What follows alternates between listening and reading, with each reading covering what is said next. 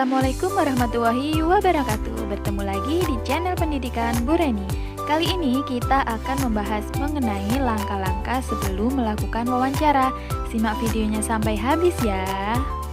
Pernahkah kalian melihat acara wawancara di televisi? Ya benar, acara wawancara tidak hanya ditayangkan di televisi, tapi juga bisa di radio ataupun di masyarakat. Apakah kamu tahu apa yang dimaksud dengan wawancara? Wawancara adalah bertanya jawab dengan seseorang untuk mendapatkan informasi tentang suatu hal. Tujuan dari wawancara adalah untuk mendapatkan informasi yang tepat dari narasumber yang terpercaya. Wawancara dilakukan dengan cara penyampaian sejumlah pertanyaan dari pewawancara kepada narasumber.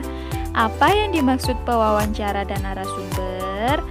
Pewawancara adalah orang yang mewawancarai, sedangkan narasumber adalah orang yang memberi informasi. Sebelum melakukan wawancara, pewawancara biasanya membuat daftar pertanyaan terlebih dahulu. Daftar pertanyaan dapat disesuaikan dengan tema wawancara. Masih ingatkah bagaimana membuat pertanyaan yang baik untuk wawancara? Berikut ini adalah ciri-cirinya. Yang pertama, tidak menyinggung perasaan narasumber. Yang kedua, sesuai dengan tema wawancara. Yang ketiga, menggunakan bahasa yang baku. Yang keempat, menggunakan kalimat yang efektif dan efisien atau tidak bertele-tele.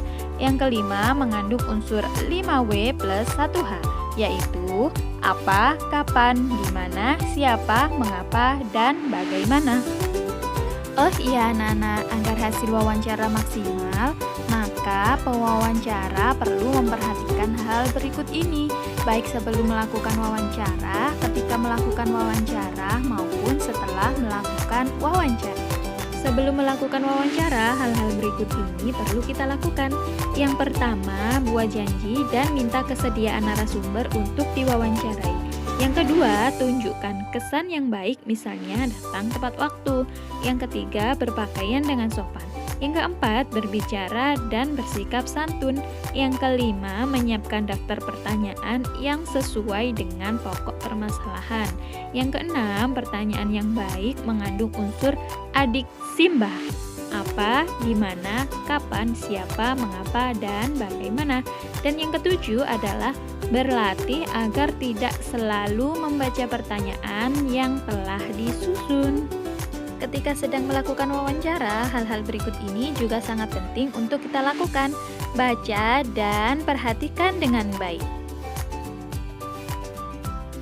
Jangan lupa juga melakukan hal-hal berikut ini setelah kita melakukan wawancara.